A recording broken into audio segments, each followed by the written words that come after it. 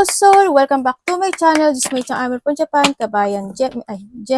Tinayo ko. Gemini. This reading is for you.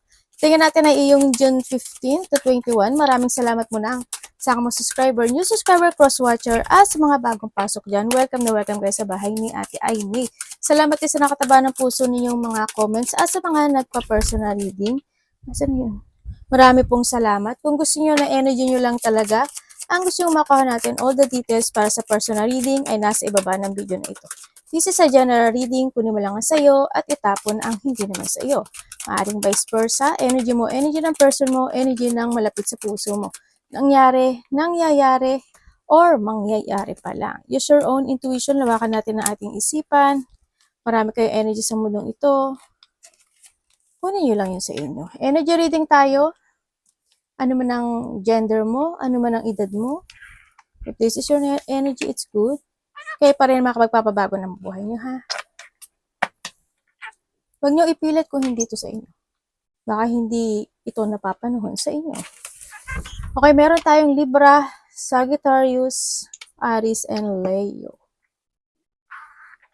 Ginawa dito sa sitwasyon na syempre, the key is in yours, di ba? Lahat ng gagawin mo, if you want to be happiness, to fulfill something, to achieve, nasa sa iyong mga kamay ang solusyon, no? Nasa sa iyong kamay ang pagbabago ng destination mo. Kumbaga, nasa sa iyong kamay to fulfill something. Ganyan. May mga mag-a-unlocking sa iyo, no? So nakita ko dito, and use your intuition, your idea, going toward to the future. So nakita ko dito, kung may mga gusto kang umpisahan sa buhay mo, nasa sa'yo yun, no? Umpisahan mo na kasi magkakaroon sa inyo ng transformation sa iba sa inyo. Yan. May mga solution, may mga masusolusyonan na this time, no? And then also, may mga pag-umpisa syempre. Handito na ka na sa sitwasyon mo na you're starting, na kasi andun yung confidence no? Andun yung confidence mo, siguro mas magpo-focus ka sa mga gusto mong gawin this time sa buhay mo, yung sa mga purpose mo in life. Halimbawa, gusto kong ganito, ganyan. Kumbaga, nasa sa'yo si key. Di ba? Need mo na siyang gawin, ibig sabihin. No? Kung sa pera man yan, it's good kasi we have the finances din. And also, syempre, nandito rin yung love. Sa finances mo, the key is in yours. Kung gusto mo magkaroon na talagang bonganeous na pagbabago o development when it comes sa money mo, you need to protect your finances. And syempre, protect yourself, no? Andito rin yung situation na may marireceive kang, parang may marireceive kang gift. O you will give gift. Ganyan. May mga happiness, joy, ako nakikita, syempre may fulfillment. The idea is in yours kasi ito, no? Andito yung sitwasyon na you need to be very creative. Kumbaga, explore, growth, no? Try new experience in life. Looking to the future, ibig sabihin. Iba sa inyo, siguro andito kayo sa sitwasyon na meron na kayong umpisahan. Siguro, you will become a leader, a boss, or may mga pamumunuan na kayo, mga ganong sitwasyon. Pero halimbawa, sa trabaho kayo, gusto mo talaga na magkaroon ng level up sa trabaho mo, nasa sa pagsisikap mo yun kasi nasa siki. Kailangan mo talaga mag-action. Kaya kailangan this time mag-action ka na to fulfill yung bagay na yun. Diba? Nasa sa'yo yun. Kaya this time kailangan mo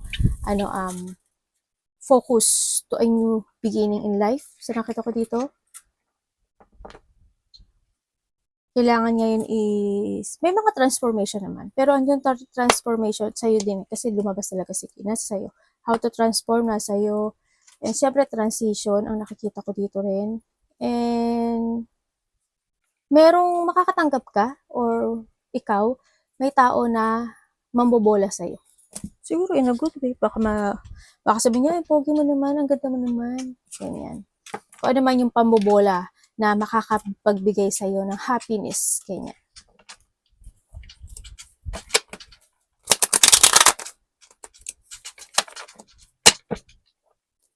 Tingnan natin na iyong energy. Or maaring ikaw ang mamabola. Sa gift naman, maaring makaka-receive ka o you will give a gift sa isang tao. No, andito rin yung siguro someone may tao dito na gusto mong protektahan or gusto kanyang protektahan. At ngayon nakikita ko dito. Vice versa. Treasure intuition dito ha. Iba sa inyo is growth with it comes to an instinct. Universe, ano po ang energy niya? May mga magre-reflect daw sa inyo. Reflection from the past, siguro yung mga tao na nakasalamuha mo, yung mga tao na nagbigay ng, yung naging good term kayo, mga ganyan. Ang nakikita ko dito. Energy ni Gemini.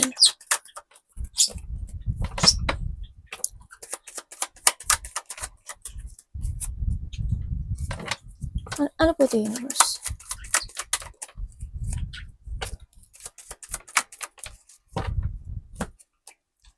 Okay, ang energy mo, Gemini, ang nakikita ko sa'yo dito is may mga pangarap ka na gusto mong maayos or gusto mong maganap or gusto mong ng pagbabago. Ganyan. Maaaring halimbawa, sa pera mo, gusto mo na pagbabago, sa relasyon mo, gusto mo na ng pagbabago, this time gusto ko na maging good yung aming relationship or hindi yung sitwasyon na sana this time is itong tao, if ever na may bago kayo, na bago makikilala ko, pahalagahan na niya ako, yung mga gano'n, no, sa sitwasyon na ito. And then also, ang nakikita ko rin is yung iba sa inyo is may mga bagay kayo na magkakaroon kasi na may something happen na magtatapos in your life. Yun na nakikita ko sa'yo. Kaya yung energy mo is siguro magre-revert ka. This time kasi nandito rin si Ki. Siguro is a revert or hindi yung sitwasyon na mag-aayos-ayos ka na. Kumbaga magkakaroon ka ng transformation this time. May mga ililet ko ka or imumove ka sa nakita ko dito. Also, yung energy mo sa nakita ko dito is meron ka mga marirevisit na situation from the past. Siguro may mga mamimiss ka na tao, may mga tao na makikipag-communicate ka sa kanila at makikipag-ayos ka. O kaya yung thinking mo na sana magkaayos na kami, sana maging okay na kami. Yung mga ganong sitwasyon. Reminiscing the past situation. Good or bad man yan. Sa nakita ko dito.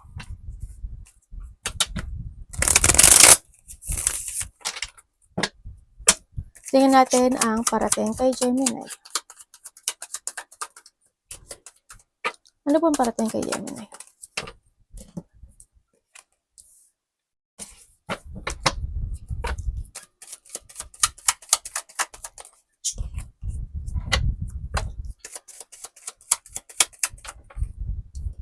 Uy, universe, explain nyo sa akin to.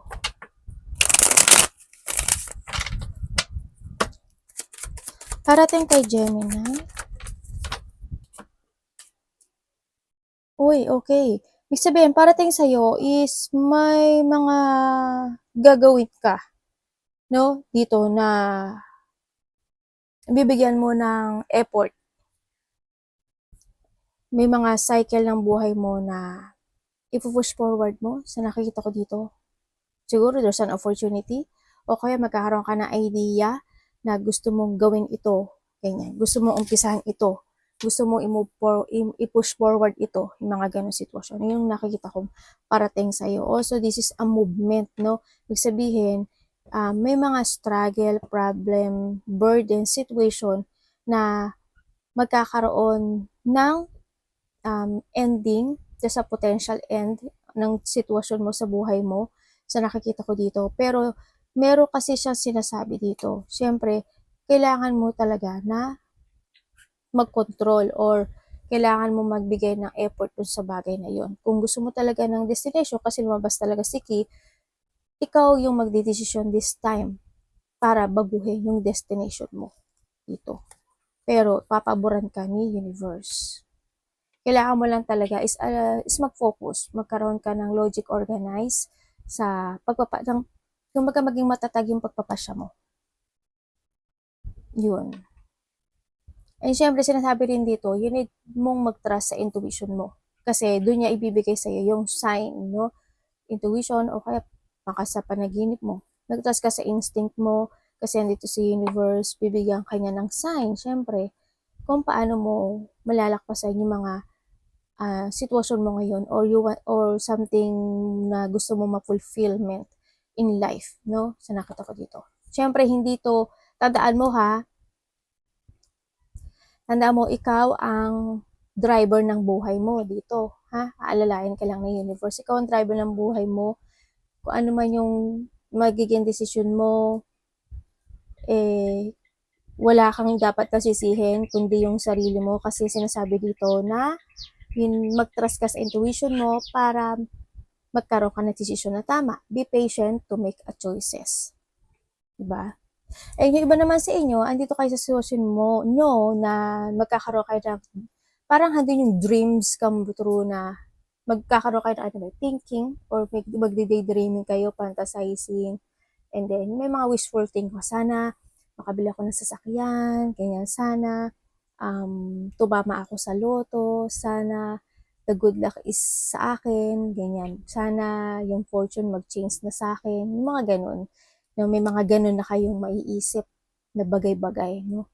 Sa nakita ko. And syempre, iba dito kasi may mga opportunity na parating sa'yo. Dito ka lang sa'yo yung key.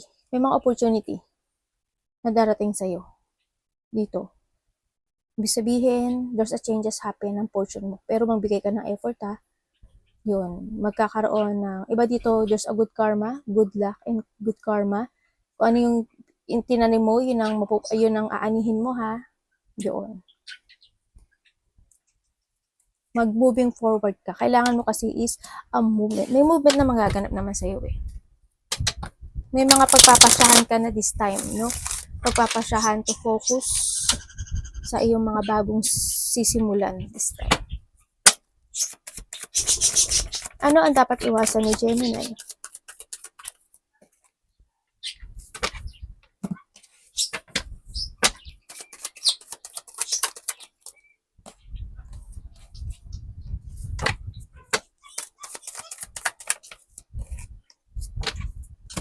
Okay, ang iwasan mo daw, Gemini, ang situation na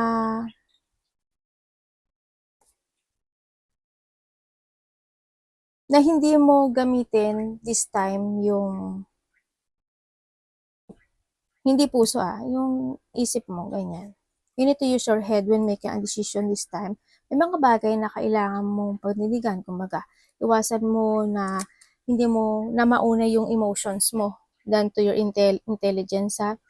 Sabi ko nga 'di ba nung nakaraan din, sabi ko if your emotion is high, your intelligent or intellect, yung katalinahan mo ay magiging low, kaya nakakabobo, no? Hindi tayo makakapag-isip. Huwag ka masyadong magiging emotional, huwag ka masyadong, ano mo yun yung, iwasan mo yung dream, kumbaga, hindi naman masama mag-dream, hindi naman masama mag-ilusyon, di ba? Pero, handun yung yung paninindigan sa buhay, di ba? Dapat kailangan talaga manindigan na handito siya, handito si Ki. This is a time to start new. Kasi yung fulfillment na yun, nasa sayo. Ibinibigay na sa'yo ni universe. Ikaw na lang yung papasok doon. Nasa sa'yo yung susi. No? Iwasan mo rin na kapag medyo yung pabupuyat o kaya yung kulang ka sa tulog, magbawi ka hanggat maaari. Iwasan mo rin na mapanghinaan ka ng loob or kung may mga bagay na kailangan depensahan at protektahin yung sarili mo, gawin mo. Kung kailangan na magsalita ka rin minsan, magsalita ka rin minsan. And you need to be truth sa sarili mo din dito, no? Iwasan mo anak, iwasan mo na hindi ka mag-transform in a new you dito. No? Sa nakikita ko dito, this is a time to transform. This is a time na kailangan mo rin na syempre, kumbaga magbigay ka rin ng sarili mo ng boundary sa iba. No, put boundaries sa ibang tao. Kasi may mga ibang tao na hindi naman talaga nagiging totoo sa'yo. Diba? Tignan natin ang love. Kamusta ang love ni Gemini?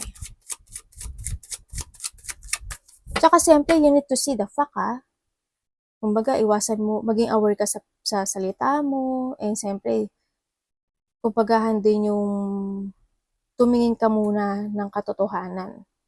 'Di ba, malay mo yung kausap mo sinungaling pala, 'di ba? May tinatago, may lihim. Kailangan matalino ka, kailangan smart ka, 'no? 'Wag lang oo ng oo agad. Pag-isipan mo munang maigi yung mga anak, anak, anak, anak, yung mga sitwasyon mo. Dami oh, saliwa. Dun, dun, dun. Tingnan natin ang iyong love. Kumbaga, andito rin yung sitwasyon na kung yun nga, sabi ko sa'yo is, kailangan mo rin magkaroon ng limitation. Yung baga, wag ka lang salita ng salita, sabi ng sabi, ganyan. Kailangan may limit ka rin. Kasi hindi mo naman kilala yung mga kausap mo eh. Kilala mo sila. Dahil sa nakakausap mo lang sila. Pero kung yung kaloob-looban, hindi mo naman sila kilala, di ba? Anak ko min. Sa love, isa lahat ah.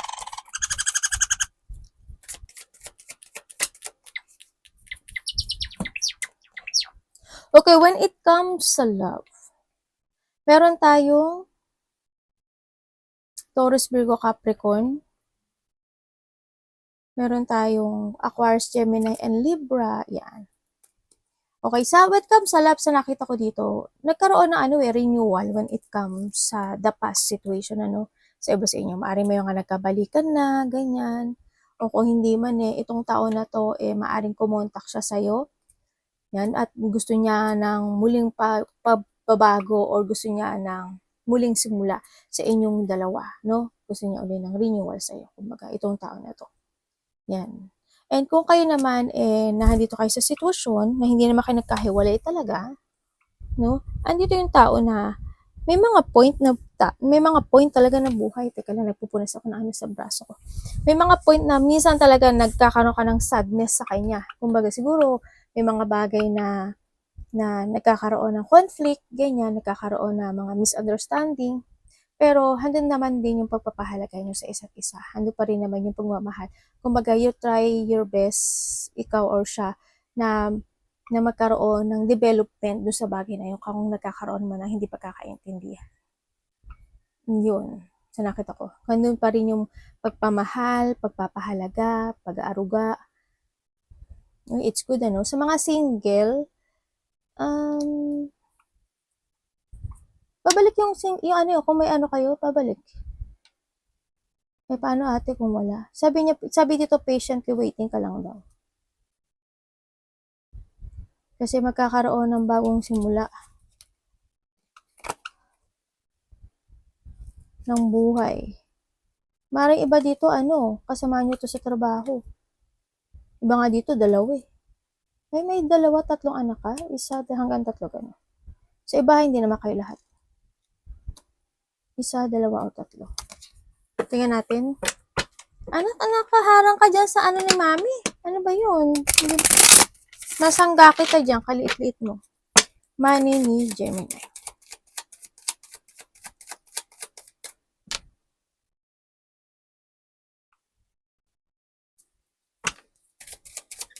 Kung nagkahiwalay kayo nito, nahahatak siya ng relationship. Parang hindi sitwasyon na gusto niya talaga ng connection ulit sa'yo. Sa iba, nagkabalikan na. Queen of Pentacles.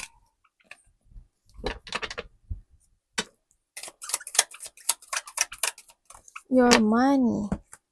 When it comes sa money mo, ang nakikita ko naman dito, you try to make it balance. No, this time, nakikita ko sa'yo, may mga achievement. Ako nakikita sa'yo sa money mo.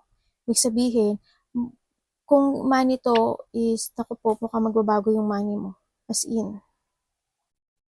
Or nandito yung situation na sa ngayon, you try to make it balance yung money mo. Hindi ko naman nakikita na nawawalan ka ng money sa ngayon. May money ka ngayon kasi binabalanse mo talaga yung money mo ngayon. And then, i-keep moving mo lang daw yun. Tuloy-tuloy mo lang na gawin yun. At magkaroon ka lang ng organize sa money mo. Magiging okay daw ang lahat. Sa nakikita ko dito. Magsasucess ka at ma-achieve mo yung goal mo this time. Kasi this time, ang goal mo talaga is yung alagaan yung money mo, no? O kaya yung magkaroon ka ng success, mag-ipon, mga ganyan sa nakita ko dito. Yun. Ang nakikita ko parang may susuportahan ka. dito na taong malapit sa'yo. Maaring anak mo, karelasyon mo, pamilya mo, ganun. Parang may susuportahan ka, may pagbibigyan ka ng pera. Sa iba sa inyo.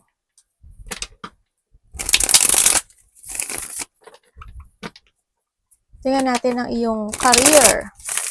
Oy, trabaho.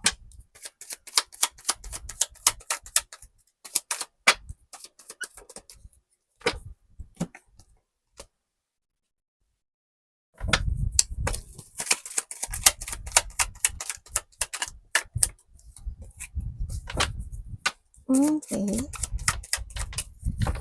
Sa career or trabaho mo, sa nakikita ko sa'yo, ay anak, sorry.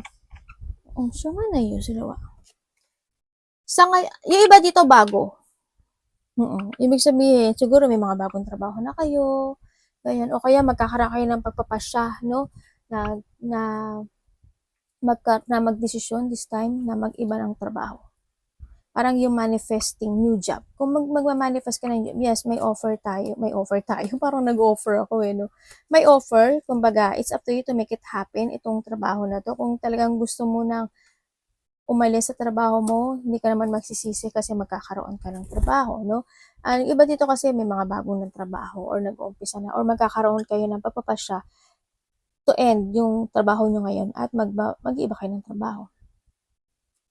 Hindi naman niya sinasabi dito na hindi ka umalis. Nasa sayo 'yon, sabi niya dito. Kumbaga, sinasabi niya na try to explore. Kumbaga, kasi the more na nag-explore ka sa sarili mo, the more na mag-growth ka. Maraming experience, the more na magiging maganda yung ang buhay mo o yung career mo. Kumbaga,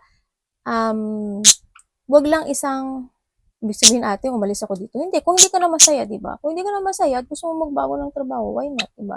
Dito, kahit naman sa kadalin, kaya mo eh. Di ba? Kahit sa kadalin, matatag ka. Di ba? Sa kung kayo naman, walang trabaho, this is the time, no? Nasa iyo din yun. This is the time na magpapasya ka na, wag ka lang paupo-upo. Wag ka lang manifest ng manifest, pero wala ka namang di ba? Wag ka lang hintay ng hintay na sana dumating to fulfill. This is the time na kasi matatanggap kayo sa nakita ko dito. No? Baka nga yung iba dito, ay hindi. Siguro iba sa inyo, mag-uumpisa kayo siguro may mga umpisahan kayong business, ganyan, or may become a boss, leader, ibang ganon. Sa iba sa inyo ganon. Baka ka na ng negosyo sa iba. Malaki man o maliit yan. Kung sa trabaho man yan, baka may pamumunuan na kayo. O kaya magtuturo ka na, ganyan. Advice. Gemini advice. So, iba dito own business, own pagkakapirahan. Mag-explore ka lang daw na mag-explore, oh. Kasi you have an ability to become a boss. You have a ability na pwede kang maging leader, ganyan. You have a wisdom. Kung meron kang wisdom para magganap yun. O kaya ang advice sa'yo, tatandaan mo, papahalagahan mo palagi ang sarili mo. No? Tatandaan mo na kailangan sa'yo ay naku po, may nasa ulo ko. Tandaan mo, you are worthy, always mo tatandaan yon. And this is a time din na kailangan mo na mag-umpisa ng bagong beginning sa buhay mo, no? May mga bagay o sitwasyon na hindi mo kailangang malungkot, hindi mo kailangang mag-isolate, hindi mo kailangang panghinayang, hindi mo kailangang pagsisihan, no? Kumbaga, sa ngayon is be responsible na lang sa ngayon, kung ano yung meron ka sa ngayon, be responsible, pahalaga mo yung sarili mo, i-develop mo yung sarili mo, i-renewal mo yung sarili mo, mahalin mo yung sarili mo. And then, yung mga tao na nasa surrounding mo, pahalagahan mo. Kumbaga, kung may mga tao man na nawala, umalis, ganyan. Kasi hindi mo na maibabalik yun no? Mangyayari at mangyayari yun in the time na kinakailangan. Sa ngayon is, kailangan mo lang munang mag-go sa meron ka sa ngayon. Yun. Develop yourself. Be creative, no? Develop yourself, be creative, and gawin mo yung kasi may mga new opportunities, saka new idea ako nakikita sa'yo. i-force mo yun, no? Gawin mo yun. Kasi nasa sa'yo si Kill. And the fulfillment is in yours. In your hand. Itong nakikita ko dito. There's a victory and success. Ako nakikita sa inyo. Arigatou namaste, God bless.